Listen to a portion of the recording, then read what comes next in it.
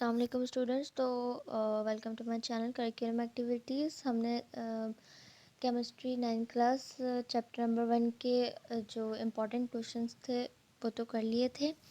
Hopefully कि आप लोगों को समझ में आया होगा। तो सेकंड चैप्टर की तरफ चलते हैं, जो कि आपका लॉस और मल्टीपल डेफिनेशंस पे कंसिस्ट करता है। ओके, तो मैंने यहाँ पे आप लोगों के सामने इसीलिए खोल के रख लिया कि आप लोगों के सामने मैं जो है वो सब कुछ लिखूँ कि कौन कौन सा क्वेश्चन इम्पोर्टेंट है। अच्छा, तो 3 लॉज हैं इस चैप्टर के और तीनों ही बहुत इम्पोर्टेंट है। जो सबसे पहला लॉ है वो आपका लैंडॉर्ट का लॉ है, जो लाजमी आता है, जो उसने एक्सपेरिमेंट किया था।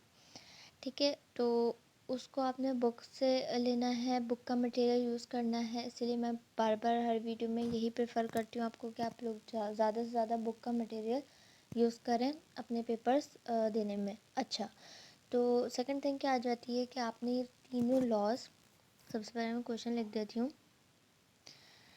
State and explain law of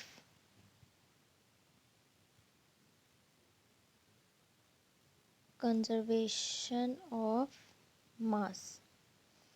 ये हो गया आपका फर्स्ट इम्पॉर्टेंट क्वेश्चन इस चैप्टर का। ठीक है, सबसे पहले आपने डेफिनेशन देनी है, डेफिनेशन के बाद आपने एक्सप्लेनेशन देनी है। डेफिनेशन किस चीज़ की देनी है? डेफिनेशन अगर जो मैं वर्बली रिपीट कर रही हूँ या मैं लिख देती हूँ तो वो आप लोग दे दीजिएगा, या जो बुक में लिखी हुई हो तो ज़्यादा अच्छा है। तो डेफिनेशन आपको देनी है, it states that mass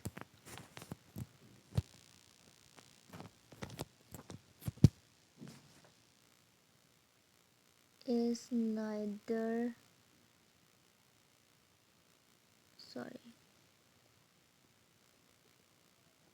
created nor destroy। ये आप लोगों के बुक में भी होगी।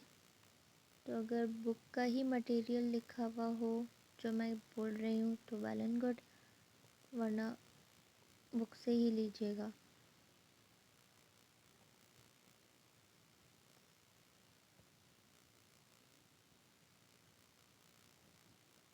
क्योंकि बुक का मटेरियल जो है ना बहुत यूज़फुल होता है बोर्ड के एग्ज़ाम्स में, सबसे ज़्यादा 9 मैट्रिक में। जब हमने एग्ज़ाम्स दे दिए थे तो हमें भी बहुत बाद में पता चला। तो ये होता है कि जो चेकर होते हैं वो ज़्यादातर क्या कहते हैं, बुक के मटेरियल को वैल्यू देते हैं। आई डोंट नो ये क्या लॉजिक है, बट जो भी है, equal to the final weight of the products. ठीक है, अगर ये आप लोगों ने देनी हो तो ये दे दीजिएगा। अगर ये बुक की ही हो, बुक में लिखी हुई हो तो ज़्यादा अच्छी बात है। फिर उसके बाद आप लोग एक्सप्लेनेशन की हेडिंग लगाएंगे। एक्सप्लेनेशन की हेडिंग लगाने के बाद आप लोगों ने पूरी वही एक्सप्लेनेशन देनी है जो आपके बुक के अंदर मौजूद है। क्योंकि मेरे पास बहुत छोटी लिखी हुई, मेरे पास बुक नहीं है, लेकिन मैं आप लोगों को प्रेफर करूँगी कि बुक का मटेरियल यूज़ करें ज़्यादा से ज़्यादा। फिर उसके बाद एक इक्वेशन भी होगी एक्सप्लेनेशन के बाद, वो इक्वेशन लाजमी देनी है, डायग्राम लाजमी बनाना है। ठीक है, अच्छा, डायग्राम को लेबल भी करना है। फिर उसके बाद आपका आ जाता है, यानी कि ये वाला जो आपने एक्सपेरिमेंट है, law of conservation of mass, first law, ये आपको पूरा बुक से लेना है। ठीक है, क्योंकि ये ज़्यादातर लॉन्ग में आता है, शॉर्ट में नहीं आता, ये लॉन्ग में आता है ज़्यादातर। तो लॉन्ग के हिसाब से ही हमने लिखना होगा। जो सेकंड क्वेश्चन हमारा आ जाता है इम्पोर्टेंट इस चैप्टर का, वो है आपका स्टेट एंड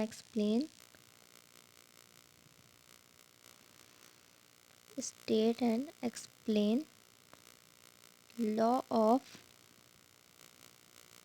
कांस्टेंट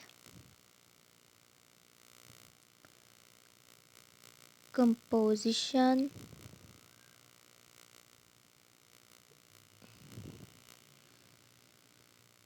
और लॉ कीबोर्ड का बस चले तो खुद ही राइट कर दे, बंदे को लिखने की ज़रूरत ही ना पड़े, आगे आगे भागता है keyboard. Definite fix proportion, definite means fix proportion, तो ये है सेकंड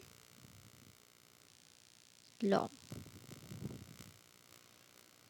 सेकंड जो क्वेश्चन है इस चैप्टर का वो है state and explain law of constant composition और लॉ ऑफ डेफिनाइट प्रोपोर्शन। ये आपने पूरा का पूरा बुक से लेना है, केमिस्ट्री की टेक्स्ट बुक से, पूरा मटेरियल आपने उसी का यूज़ करना है, ठीक है।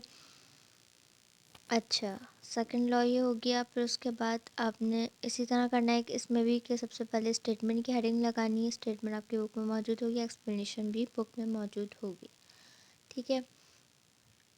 ड्रामेटिकली करेंगे तो ज़्यादा अच्छा होगा, क्योंकि डायग्राम बनाने से बहुत अच्छी प्रेजेंटेशन शो हो जाती है आपकी। अच्छा, इस चैप्टर का जो थर्ड इम्पॉर्टेंट क्वेश्चन है वो है आपका state and explain law of multiple proportion. तो ये 3 लॉ हैं इस चैप्टर के जो कि इम्पॉर्टेंट है, लेकिन सबसे ज़्यादा जो इम्पॉर्टेंट है वो फर्स्ट वाला है और ये थर्ड वाला मल्टीपल प्रोपोर्शन वाला। तो आप चाहें तो तीनों कर सकते हैं या 10 ईयर में जो रिपीट हुए हैं वो कर लें, लेकिन मैं आप लोगों को फर्स्ट और थर्ड रिकमेंड करूँगी, ठीक है। बाकी आप लोगों की मर्ज़ी के मुताबिक जो आप लोग करना चाहते हैं पेपर्स की तैयारी करें, लेकिन बुक का मटेरियल ही यूज़ करिएगा, बार बार बोल रही हूँ, ठीक है। ओके, अब हम आ जाते हैं इसके फोर्थ क्वेश्चन की तरफ, फोर्थ इम्पॉर्टेंट क्वेश्चन की तरफ। तो question number 4 is define atomic mass. अच्छा, हम इसको इस तरीके से ले लेते हैं, सेंटर हेडिंग लगाते हैं डेफिनेशंस की। इस चैप्टर से बहुत सारी डेफिनेशंस आ जाती हैं केमिस्ट्री में। गॉड, ये कितना मिसबिहेविंग कर रहा है मेरे साथ। Okay, live it. अच्छा, सबसे पहले आपका आ जाता है एटॉमिक मास। एटॉमिक मास की डेफिनेशन देंगे हम किस तरीके से, द, आप लोग उसको राइट डाउन कर सकते हैं, कोई ऐसा इशू नहीं है, क्योंकि atomic mass of an element is now taken as the average mass of neutral mixture of isotopes which compared to the mass of one atom of 12 AMU। Neutral की spelling correct कर लेते हैं, जो कि हमसे गलत हो गई थी, ठीक है। तो ये थी एटॉमिक मास की डेफिनेशन। बेसिकली आपके पास बोर्ड के एग्ज़ाम्स में क्वेश्चन आता है डेफिनेशंस का, जिसमें 5 से 6 4 से 5 डेफिनेशंस होती हैं, जिनमें से आपको 2 3 या सारी ही करनी होती हैं, लेकिन डेफिनेशन का क्वेश्चन ज़रूर आता है, किसी क्वेश्चन में ही पूछ लिया जाता है। तो ज़्यादातर जो इस चैप्टर की जो टॉपिक्स की डेफिनेशन है वो एटॉमिक मास है आपका, ठीक है। सेकंड आपकी है सेकंड मॉलिक्यूलर मास।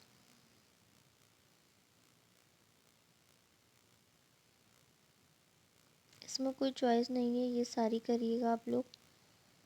बुक का मटेरियल अच्छा मिल जाता है, बुक से कर लें, मेरा मटेरियल पसंद आ रहा है मेरा मटेरियल कर लें, डजेंट मैटर। मैटर करता है कि मटेरियल अच्छा होना चाहिए, लेकिन बुक का मटेरियल ज़्यादा प्रेफर करूँगी। फिर वही बात बोल के आप लोगों को पकाऊँगी। अच्छा जी, जो फिफ्थ है आप लोगों का इस चैप्टर की, एटॉमिक मास इम्पॉर्टेंट है, मॉलिक्यूलर मास इम्पॉर्टेंट है, मोलर मास मैंने 2 दफ़ा लिख दिया। ओके ओके, फार्मूला मास आना था। फार्मूला मास इम्पॉर्टेंट है, मोल इम्पॉर्टेंट है, जिसके न्यूमेरिकल्स भी आप लोगों को करने होंगे। Avogadro's number,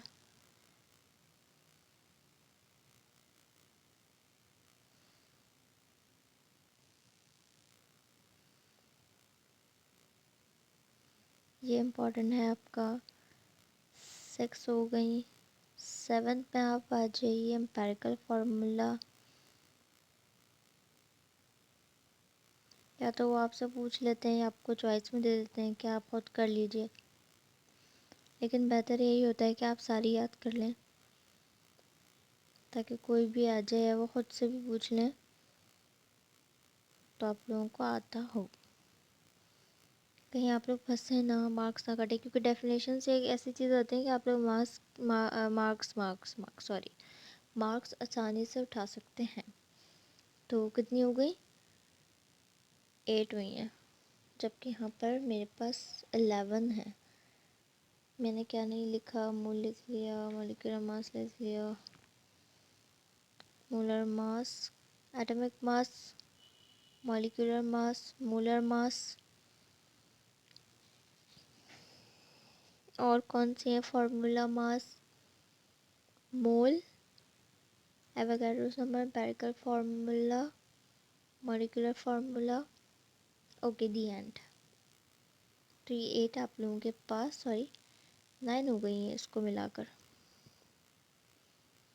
9। ये 9 आप लोगों के पास 8 ओके ओके। ये 8 डेफिनेशंस आप लोगों की इम्पॉर्टेंट है, जो आप लोगों ने याद करनी है लाजमी तौर पे। अच्छा, एटॉमिक मास की मैंने लिख दी है डेफिनेशन आगे। अब मैं मॉलिक्यूलर मास की आप लोगों को डिक्टेट कर रही हूँ, आप लोग लिख लीजिए। The molecular mass of a molecule is the sum of the atomic masses of all the atom present in that molecules. Molar mass की, molar mass is the mass in gram of 1 mole of a substance. Formula mass की definition: formula mass of a substance in the sum of the atomic masses of all the atom present in the formula unit of the substance. Mole: mole is the amount of substance that contains as many elementary particles, bracket बनाइएगा, लिखिएगा atoms, icon, molecules और formula unit bracket close, as these are atom in 12 gram of carbon 12 isotopes.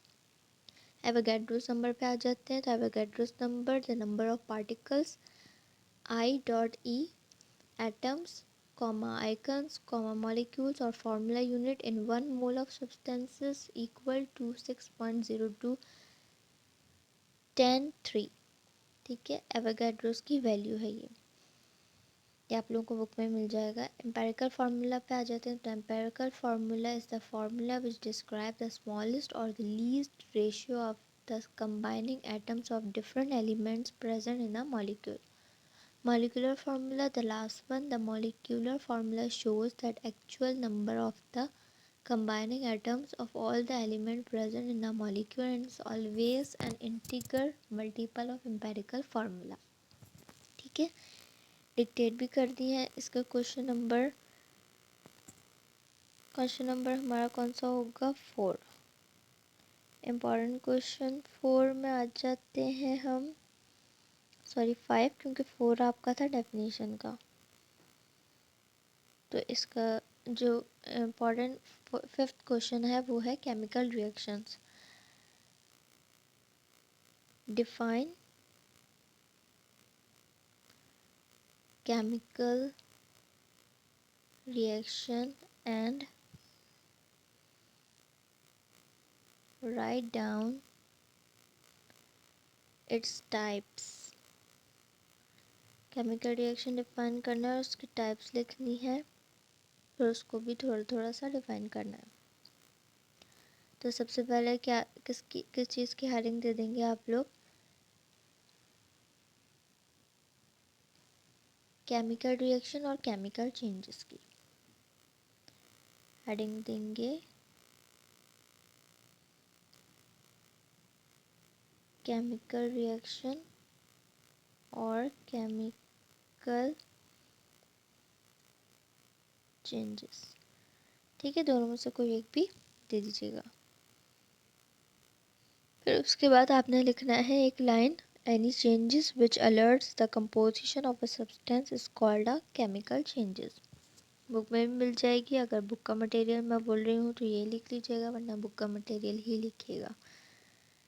Then आप heading लगाएंगे किस चीज़ की,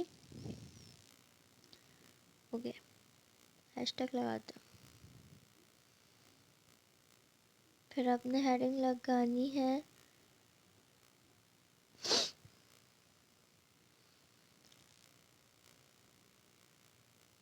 types of chemical reaction,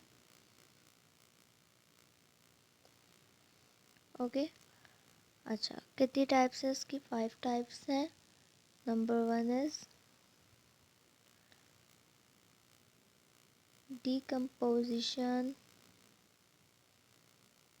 अपनी दे रहा suggestion ये डिकम्पोजिशन रिएक्शन है। फिर है आपका एडिशन,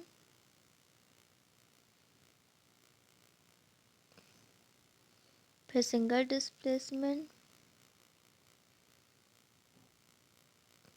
फिर है डबल डिस्प्लेसमेंट,